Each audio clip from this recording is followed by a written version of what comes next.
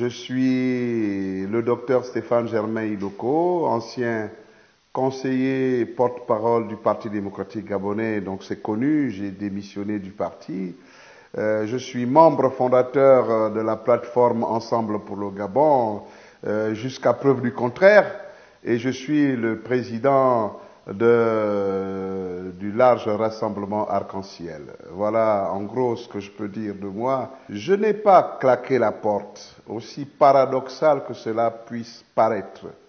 J'ai été viré des plateformes WhatsApp de Ensemble pour le Gabon par monsieur André Moore, qui est un parent proche du président Alain-Claude Bilé-Binzé. Je viens de lire un communiqué de Ensemble pour le Gabon, de la co-signée de la coordination d'Ensemble pour le Gabon, qui parle comme ça de ma candidature avec condescendance.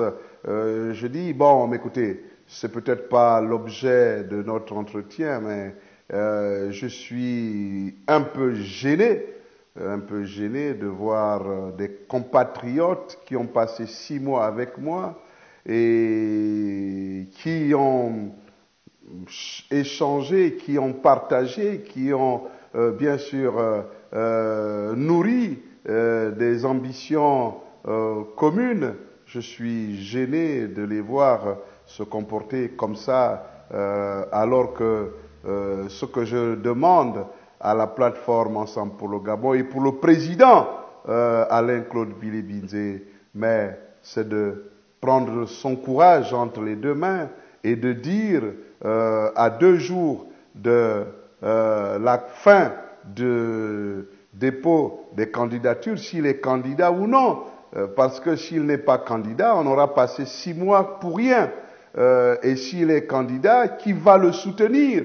Parce que vous n'allez pas embarquer des gens pour vous soutenir alors qu'ils ne savent même pas ce qu'ils vont devenir ou ce qu'ils vont faire. Quel est le projet de société de monsieur le président de la plateforme?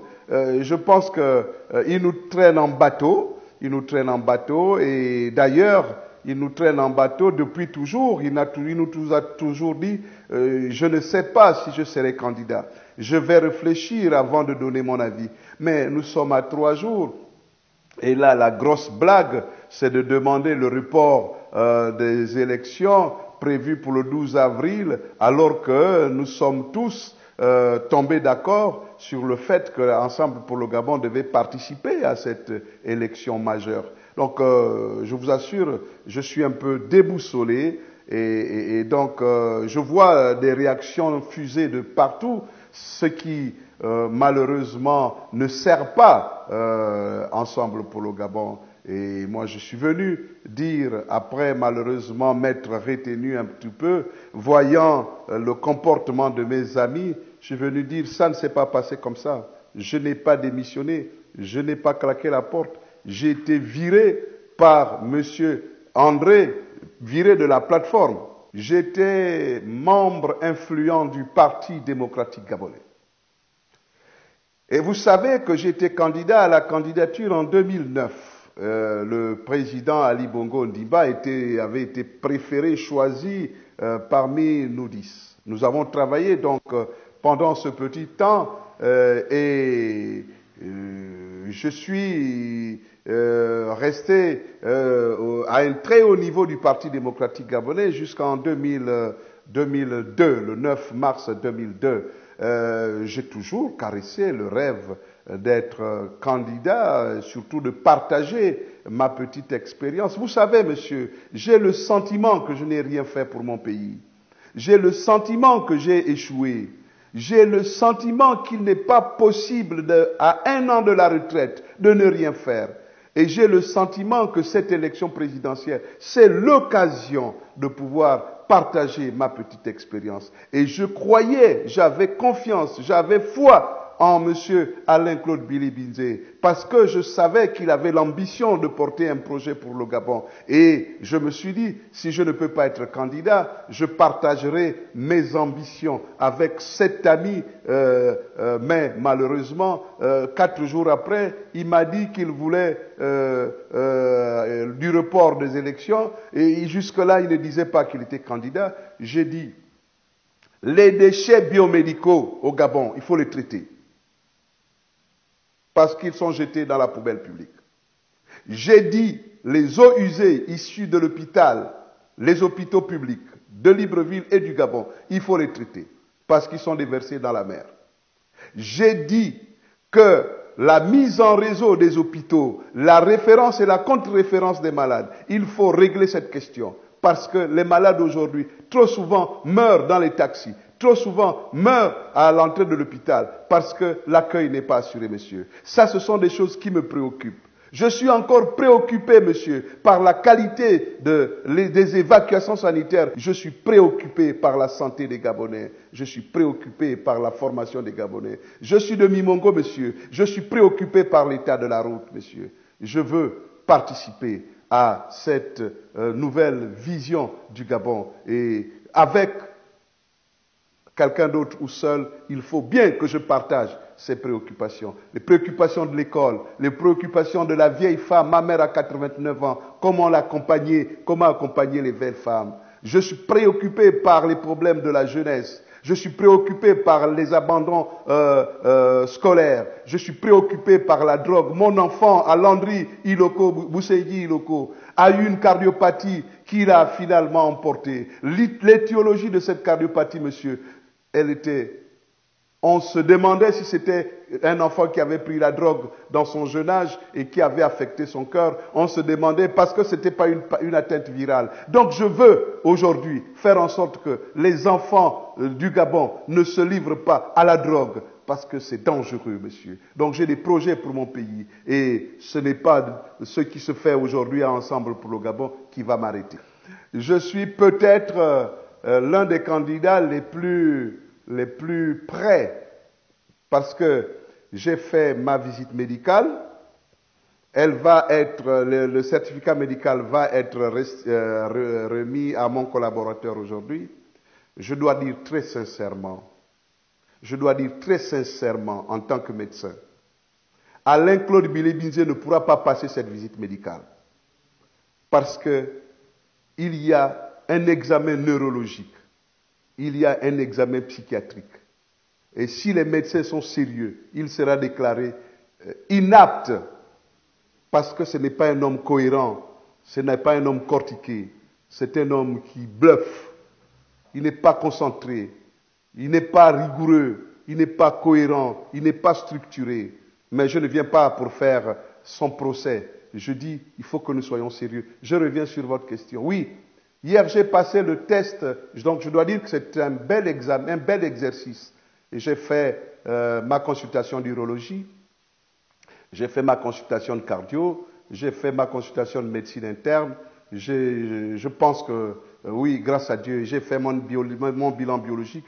On ne viendra plus se moquer des médecins qui, comme pour le cas d'Ali Bongo Ondimba, semble-t-il, avaient délivré un certificat médical fantaisiste. Ce sont vraiment, c'est une approche qui, moi, en tant que compatriote, en tant que Gabonais, m'édifie. Quel est l'état de l'avancement de mon dossier? Oui, hier j'ai passé l'expertise linguistique, oui, ben j'en rigole. C'est bien, mais le monsieur qui devait m'interroger, m'évaluer, n'était pas au niveau. Je l'ai dit, n'était pas au niveau. Mais c'est un début. J'espère que dans 7 ans, ils auront des évaluateurs à ce niveau-là. Moi, je suis un juge coutumier. Vous voulez m'évaluer en Massango, mais il faut que vous soyez au minimum comme moi. Mais le principe est déjà bien. Et puis j'ai passé, bien sûr, mon certificat de résidence. J'ai obtenu le certificat, l'acte de naissance de ma mère, parce qu'il faut être gabonais, né d'une gabonaise ou d'un gabonais au moins. J'ai le certificat médical, certificat de naissance, l'acte de naissance de mon épouse et de sa mère. J'ai ce qu'il faut pour, du point de vue de la paperasse, je suis à jour. Maintenant, bien sûr, on m'a demandé ce matin, le ministère de l'Intérieur m'a demandé de faire 3 exemplaires, un dossier avec chaque document, 3 exemplaires. Je fais ma déclaration de biens. Voilà. Donc, lorsque toute cette paperasse sera prête, bien, je verrai à ma banque, c'est 30 millions de francs CFA, je pense que c'est prévu. J'ai mes enfants, je le dis avec fierté, j'ai une petite structure, nous allons nous organiser ce soir ou demain, au plus tard à midi, nous trouverons bien entendu les 30 millions qu'il faut. Oui, je pense que je suis prêt, j'irai jusqu'au bout, du moins, voilà. Est-ce que vous pensez que le président de la plateforme Ensemble pour le Gabon, seul, a le droit de se risquer de demander le report de la date des élections? Est-ce que vous pensez que c'est sérieux, monsieur? Avec un peu de recul, ils approuvent l'attitude de notre président. Monsieur, la plateforme Ensemble pour le Gabon, c'est une structure politique qui doit délibérer à partir de tous ses membres. Et ces membres, je ne sais pas si M. Makita Niembo était au courant de cette conférence de presse. Ce n'est pas une conférence de presse de la plateforme, c'est une conférence de presse d'un membre de la plateforme avec d'autres compatriotes qui sont M. Maganga Moussavou, ancien vice-président, qui sont M. Ali Akbar Onanga, secrétaire général du Parti démocratique gabonais. Mais écoutez, ces messieurs ne sont pas des membres de la plateforme Ensemble pour le Gabon. Ils ont certainement discuté à un autre niveau. Et vous voulez que moi, docteur Iloko Boussédi Stéphane, je valide des discussions qui n'ont pas eu comme cadre de travail la plateforme Ensemble pour le Gabon. Je dis non, je refuse. Et si les membres de la plateforme Ensemble pour le Gabon trouvent un prétexte à partir de ma sortie, mais alors ils sont hypocrites. Ils ne disent pas la vérité. Et lorsque nous travaillons ensemble, il faut dire la vérité. Donc, moi, je n'ai pas un agenda caché, monsieur. Je veux répondre. Je suis membre de la plateforme Ensemble pour le Gabon. Nous avons tous décidé de mettre en place une candidature. Et cette candidature, elle devait être portée majoritairement par Alain-Claude Bilibinzé, qui est jusqu'à présent hésitant. En fait, on a l'impression qu'il joue à un jeu de dupe. Il n'est pas capable de nous dire s'il est candidat ou s'il n'est pas candidat. Il a fait le tour du Gabon. Qu'est-ce qu'il a retenu? Est-ce que nous avons fait un bilan? Est-ce que le message du président de la plateforme Ensemble pour le Gabon passe à l'intérieur du pays? Bon, vous n'étiez pas avec nous, mais ceux qui ont vu, c'est 30 personnes, c'est 40 personnes. Est-ce que M. Alain-Claude Bilibinzé, aujourd'hui, est capable de dire qu'il peut gagner cette élection? Est-ce que M. Alain-Claude peut gagner cette élection? Je ne dis pas non, je ne dis pas oui, mais est-ce qu'il prend le risque d'être laminé? Parce que Alain-Claude Bilibinzé est faible. Il ne peut pas dire que moi, j'avais un agenda caché et que je veux le contrer. Je contrecarre qui? À Makokou, chez lui, il ne passe pas. Nous avions été à Makokou, il a transporté les gens pour aller à Ngwabi, au 2e arrondissement. Et il a payé 4 millions. On m'a dit, il fait ça en cachette, mais nous avons les informations. Chez lui. L'autre côté de Makokou, au 1er arrondissement, nous on est arrivé pratiquement à 18 heures. Il a payé 1 million, chez lui, pour rassembler les gens. Et il sait lui-même ce qu'on dit de lui au 1er arrondissement chez les Bakota. Il sait. Alors, qui a le plan caché? Monsieur, vous m'avez provoqué. Monsieur Alain-Claude Bilibinzé, le 1er août, m'a écrit pour me dire, docteur, on vous suit. Est-ce que nous pouvons nous retrouver pour discuter et voir ce que nous pouvons faire ensemble? Monsieur, est-ce que celui qu'on appelle a un plan caché? Ou bien c'est celui qui appelle qui a un plan caché?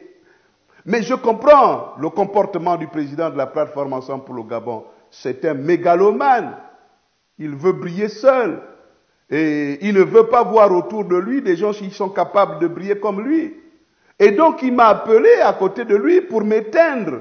Malheureusement, on n'éteint pas une flamme. Malheureusement, c'est une torche, vous voyez les torches qui brûlent à Port-Gentil. Vous ne pouvez pas l'éteindre. Monsieur Alain-Claude Bilibinze n'est pas mon adversaire. Il est de l'Ogooué-Ivindo. Moi, je suis de l'Angounier. Mais nous ne pouvons faire qu'une sorte de collaboration. Mais je ne peux pas l'éteindre, comme lui ne peut pas m'éteindre. Il tient ça de qui? Il tient ça de qui? Donc, évitez de faire prospérer des choses qui n'existent pas. Monsieur Alain-Claude Bilibinze, à part parler, c'est un talentueux, c'est un bel orateur. À part ça, il n'est pas structuré, il n'est pas organisé, il n'est pas, monsieur, la plateforme Ensemble pour le Gabon n'existe que de nom. Il n'y a qu'un président, il n'y a pas d'autre. D'abord, vous dire merci parce que c'est un privilège, vous êtes un grand média. Et il n'est pas donné à n'importe qui de disposer d'aussi de temps, surtout dans un environnement professionnel assez remarquable. Donc je vous félicite parce qu'aujourd'hui, vous êtes très suivis sur les différentes plateformes, sur les différents réseaux sociaux. Je dois vous dire, pour vous rassurer, que Alain-Claude Bilibinze, ce n'est pas un problème pour moi. Je ne suis pas venu pour le démolir. Il s'est démoli lui-même parce qu'il n'a pas, c'est pas un manager, c'est pas un leader. Il veut être seul à briller, alors que le leader, il brille avec une équipe. Il n'a pas d'équipe. Il n'a pas d'équipe. Et c'est dommage. Je ne sais pas comment il a fait pour être Premier ministre. Et ça, ce sont les erreurs de Ali Bongo Ondimba. Ce sont les erreurs d'Ali Bongo Ondimba. Vraiment, amener quelqu'un à un niveau aussi élevé, hein, un niveau de Biogemba, qu'on le veuille ou pas, un niveau de Naondo, qu'on le veuille ou pas, un niveau de Ndonsima, qu'on le veuille ou pas, un niveau, je ne sais pas de qui l'autre encore, Oyemba. Non mais, franchement, le Gabon est tombé très bas. Et c'est ce qui lui donne, je ne sais pas, quelques ailes. Nous n'avons pas eu la chance d'être membres d'un gouvernement, mais vous savez, tous ceux qui étaient avec moi à l'université sont passés par là. C'est Dieu qui l'a voulu. Aujourd'hui, ils ne peuvent pas parler parce que soit ils sont de la transition, soit ils ont été avec le PDG. Mais je suis quelqu'un d'extrêmement libre. Et aujourd'hui, je porte la voix de tous mes amis de l'université qui n'ont pas pu percer. Aujourd'hui, je porte la voix de tous mes amis footballeurs, sportifs qui n'ont pas pu percer. Aujourd'hui, je porte la voix de tous mes malades, de tous les malades de mes confrères médecins qui n'ont pas de voix. Aujourd'hui, je porte la voix des médecins qui souhaiteraient une autre médecine pour notre pays. Et donc, monsieur, je suis prêt. Monsieur, je suis prêt. Monsieur, je suis prêt. Merci.